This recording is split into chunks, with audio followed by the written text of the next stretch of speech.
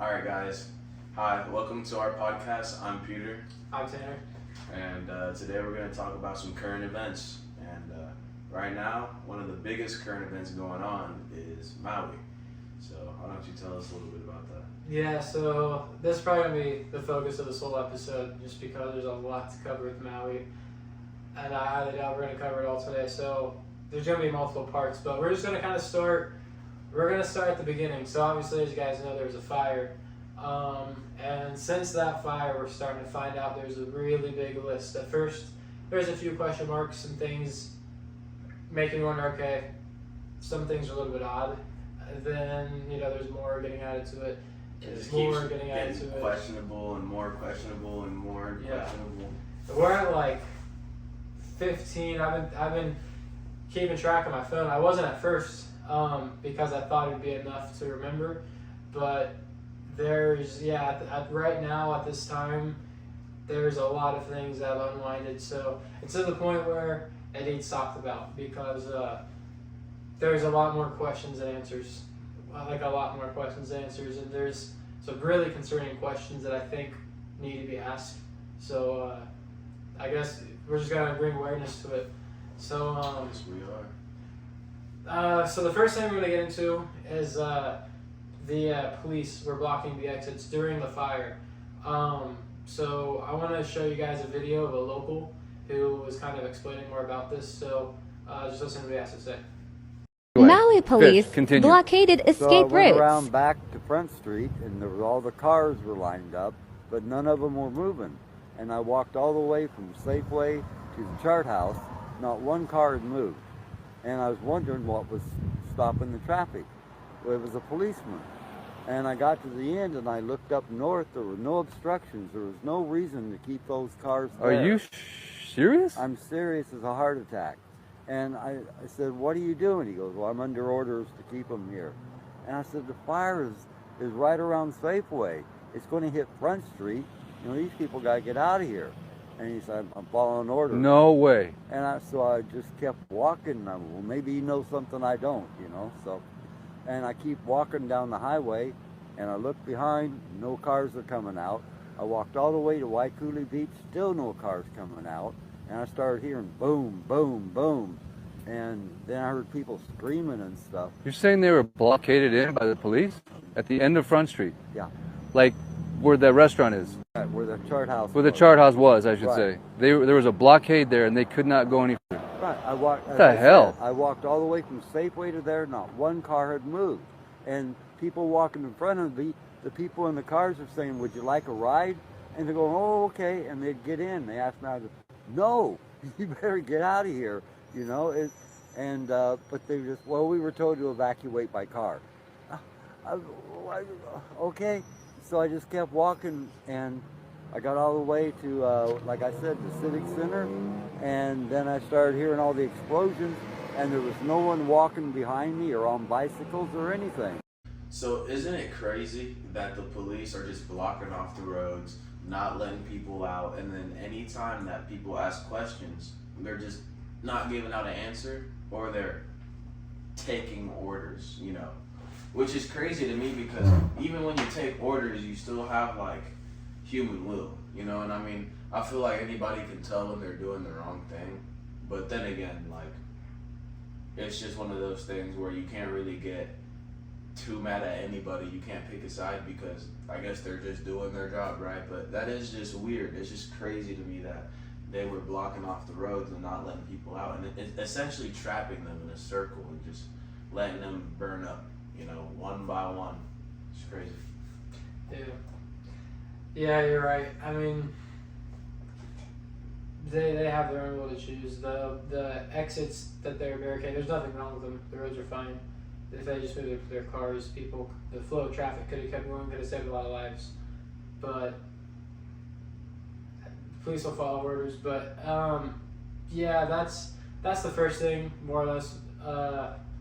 It is just very odd, and a lot of people will try to, not a lot of people, but I feel like some people might think that it's like getting to the point where it's political, but it's not really political at all. It doesn't matter who you like. You should be able to realize, that's odd in general. you know, just like I said, there's nothing ahead. The guy that you just watched, he literally walked the whole stretch of what was being blocked off. Nothing was wrong with it. So, you know, there really is no excuse that people couldn't be traveling up that road. But yeah, anyways, so the second thing I'm going to show you guys is there's also citizens there that said that they heard bombs going off, which now there's going to be some explosions, like gas explosions, whatever. But in a forest fire, there's been a lot of forest fires documented. There's been a lot of people who have seen forest fires, been there to witness forest fires.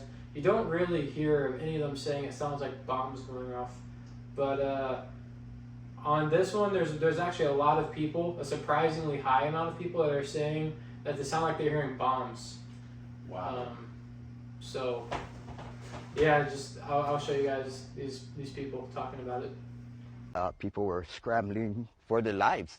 The firefighters all might be trapped. Because there was about 30, 40 of us out there floating in the water in the dark, just not knowing where to go. The dad gave me the 2-year-old, and from that time that he gave it to me, I had that son in my arms that clung onto my neck for about 2 hours, 2 to 3 hours in the water. The mom didn't want to come in. The husband grabbed her, and that plywood saved our lives. We hung on to it, and we floated around with about 6 or 8 of us around the plywood, just hanging onto the edges. I had the 2-year-old just clinging onto my neck. As we were in the water, we heard people screaming. It was like bombs going off. It's like someone just dropped a bomb, or a fire goddess was just out there just going boom, boom, boom, and fires just pop up everywhere. All right, so the next thing I want to get into is I want to show you guys this clip of a citizen going up and questioning the mayor about the missing children and missing people. More importantly, the missing children, because they're just not really giving us any numbers at all, which they definitely know the numbers, but they're not telling us the numbers. And I think we should be kind of questioning, why can't they just come out and give us the numbers? It's really not that difficult to, you know what I mean? But anyways, I'm just gonna, I want you guys to see this video, so check it out. I don't know. I wish yes, I knew you the answer. do. How many children are missing? You I know. wish I knew the answer to that. I would be happy to answer that. You have no estimate as to how many children are missing? I guess Nothing? we can end this right now if you guys want. Sorry, This is one of the biggest questions that the people of Lahaina have, but you don't want to answer. It always takes 1 or 2 to ruin it for everybody. This is our first only Well, we could say that about you. You ruined it for everyone. You're welcome to say it. You're the media. You can say whatever you want. You're a disaster. All right. Okay. Please. You've been the worst mayor we could possibly imagine. You won't even wait. Respect what? This is the most dismal response we've ever had. You won't wait for your turn. You want to shout over these guys that are legitimate. Why don't you give them the real answers then? So. Give them the real answers. That's not his question. Let him. Yeah.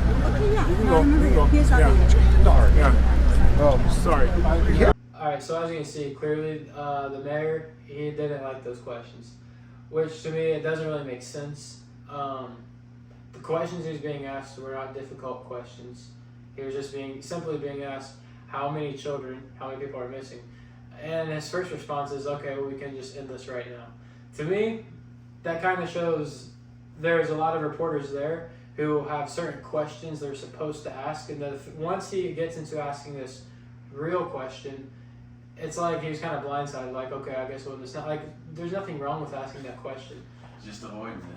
Yeah, exactly. Like, so what I think is this: the main reason he did that is because the number is a lot higher than we're being told. We're being told it's very, very low, you know, which maybe that is all that they're saying right now, but from all the witnesses and accounts there, it seems like that is not true at all. It seems like there are thousands of people missing. So I don't really get why they're just trying to play it off. But what I think it really is I don't think that they want Americans paying attention to it, because once we start paying attention to it, that's when we start noticing there's multiple flaws. If they tell you it's a higher number than what it really is, it's going to make more people pay attention to it. If they tell you, okay, a really bad fire, a couple hundred people died, a lot of people, they're going to expect a lot of people to think, okay, yeah, really bad fire, a couple hundred people died. Exactly. It's like, you don't want it to happen, but we're not going to pay too much attention to it because it wasn't the worst thing. Like, it was a bad fire, it happens. But if you were told it's a bad fire, there's a couple thousand people that died. Keep in mind, there's 2,000, I think just a little over 2,000 people that died in 9/11. So we're literally looking at possible 9/11, if not higher numbers. So this literally could be one of the most tragic events in American history. That, in my opinion, is why I don't want you to pay attention, because once you start paying attention, we're only on topic number 3, by the way. We have a lot of things that it's gonna keep unraveling. Part of it too, especially how this reporter is focused on the children, my opinion is, which I'm going to get as we go along, I'm going to kind of unravel a theory of how child trafficking is involved with this. And I'm sure a lot of you guys know. If you know, you know about the elites, you know, the Jeffrey Epstein stuff, you know, the pedophilia stuff runs super deep. It's super sickening, but I think that that's very connected with it. But I'm gonna save that for a few topics later. However, though, I do find it kind of not funny. I would say funny. It's not really funny. Is this reporter? He was asking the tough questions. There's a lot of other people there as well that have gone in. They're asking tough questions, and now Maui has made reporters, they need permission slips to even enter the enter Maui. And the residents, people who left their houses because everything was on fire around them, people are trying to come back into their houses, they need permission slips from the police to get into Maui now. So that's wild. Yeah, you need permission to go back to your house. And if you're a reporter, you need permission to even be there. Freedom has left the chat. So yeah, I don't know what's going on, but we need to remember this is the United States of America. We do have freedom. We can do what we want. We can go where we want. We can do it when we want. If we're not hurting anybody, we can do what we want. So I really question what authority is telling us, you know, because we have constitutional rights and they're being stomped on. But anyways, yeah, check out this video. It's insane. It's insane. I'm doing a voiceover. This is footage earlier at Napili Park. I didn't feel safe speaking freely about the situation while I was there, but the police are issuing permission slips for residents to freely come and go to their homes, to other parts of the island. How long have you guys been in line to get these? 3 hours? Been in line 3 hours, but it's probably longer now, you know. Okay, I just didn't want to talk over where I was actually speaking live there, but I'm going to walk along the line so you can see there are thousands of people here at this park. There were 2 separate locations where they told people to come get these permission slips, which would allow them to leave their houses, travel to other parts of the island that were unaffected, and return. Now, one very important thing to note with all of this is many of these people, including us, live approximately 20 minutes away from the fire, and we are very, very far away from any structure or any, any building, car, anything like that that was directly affected by the fire. We watched the fire from very far away, and there was no fire here. Another important thing to note is the power is now back on. At the time, at least where we live, the power is back on at the time that I'm making this video, but we do not have communication, and we have some other issues still. Now, the thing that I don't understand, and I've asked many people who are police, who work for the mayor's office, I've asked them why this is necessary, why people cannot go freely from their houses to other parts of the island that were unaffected and that have medical supplies and other things that they may need, and free communication to the outside world without having to hike to the top of a hill and get to a tower on Molokai, which is what I've been having to do. And nobody's been able to tell me why this is necessary, what the safety concern is with people who live here leaving their houses and returning. But and don't believe anything they tell you about this. I mean, a lot of people have said, oh, the people can do that, but I have interviews of many residents saying otherwise, where they were, you know, stuck in Kihei, stuck downtown, and so you're given this choice, and then they tell you that, oh, well, there's a medical trailer. There's a medical trailer down in Gateway, which is there sometimes and has some things, but it doesn't have the medication that I need. It doesn't have the medication that many other people need. I've interviewed people who cannot get their medication, and they're being given a choice of leave your house without being able to potentially come back and be homeless downtown, live in your car, whatever, and then you can get your medication, then you can get the food you want to eat, then you can get the water you want to drink, or stay here and eat the food that we designate to you, drink the water, get the information that you need. I've actually been told by multiple people when I've complained about the fact that we don't have free communication to the outside world, I've been told all the information that you need is coming from the planes, which is insane. I mean, it's basically, you know, these planes fly overhead and they give you these little 5-second messages, and that's it. That's all we have. And then I've been told, you know, oh, there's free Wi-Fi here, there's free Wi-Fi there. This I have not found. I've been all over the West Side, and at least for me personally, and for my wife, we have not been able to connect to any of these Wi-Fi networks with any success. So there's a lot of crazy things going on out here. There's a lot of things that are not right, in my opinion. Please stay tuned. It's crazy. Alright. I've just been informed that we are shutting down this placard distribution as of now. Please. There are powers that be. I'm not sure of the reasoning. All I know is the order has come down to shut down the distribution of these placards. That's all I have for you. Okay, so the last thing I want to show you guys in today's video is BlackRock. It's about BlackRock. So a lot of you guys know who BlackRock is now. There's a lot of this corruption getting exposed.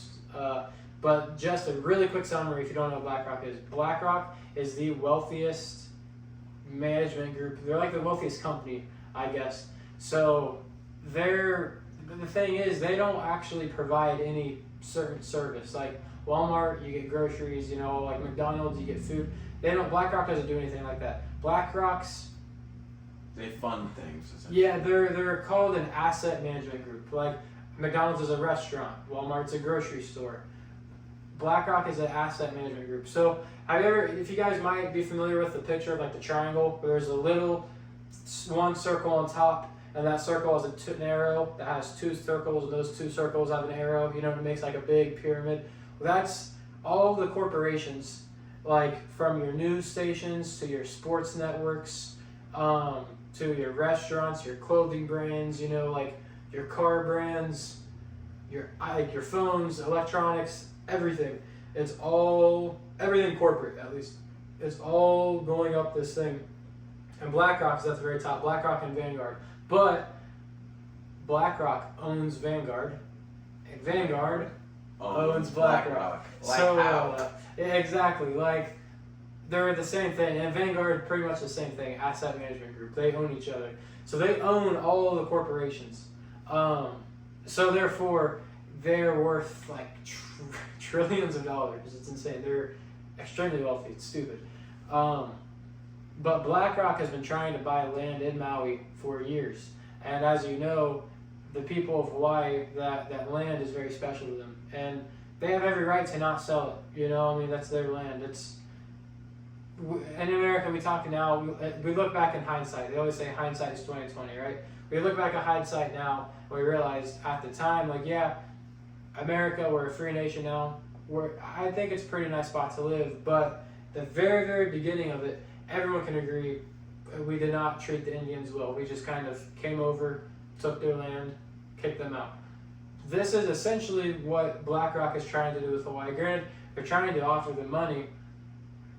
The Hawaii people said no. They have every right to say no. I mean, you could argue, well, I mean, really, not even you could argue, it's just kind of how it is. All the way back to the Pilgrim and Voyager days, Voyager, I think is what they're called. The Indians had every right to say no, you can't come into our land. But that didn't happen. So now we can use a past event, history, take the lesson we were taught in history, apply it here, So anyways, well, at least that's what was happening.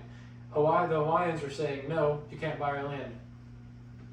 Now, then there's this fire that breaks out. And I think the two are connected. Now, I know that might sound like a reach. From what we've told you or showed you guys so far, it doesn't look like the government had too much of a hand in it yet. There just seems like there's some question marks, right? Now, this is where things kind of escalate a little bit. There's definitely some bad motives behind this. I don't think, one of the very first things we were showing you guys today, the bombs going off. There's a lot of things about this that clearly don't fit the typical forest fire. It is very odd, especially because BlackRock has been very interested for years in buying this land, and not only have the Hawaii people not sold it, but they are dead set on you will never buy this land. But BlackRock keeps trying. But this topic, we're going to kind of branch this topic off. I'm going to try to find some articles and just kind of just like a quick little scroll through to show you guys some articles about it, because there's multiple articles about BlackRock being denied to buy land. But this video is going to be long, so I'm going to make another video here very soon, and I'm going to pick up off this topic. So don't think I'm too crazy yet, because this part about BlackRock and corporations trying to buy land, this is going to trickle into the very first thing we cover in the next episode. So thank you for listening. Hopefully you think, after what you've been hearing from us today, it's not, how do I word it? Hopefully you're thinking, we're not crazy, because we are literally just showing you guys what is happening. And like I said, this is only 5 parts in. There's a lot more to unravel, so just bear with me. And by the time this is all said and done, I think you're going to be sitting there questioning, what do we do now? What the fuck? Yeah, exactly. Just like that. But anyways, yeah, we'll be here. Hopefully, check out our next video. So. Yes, sir. Thank you guys. Yeah. Peace out. See ya.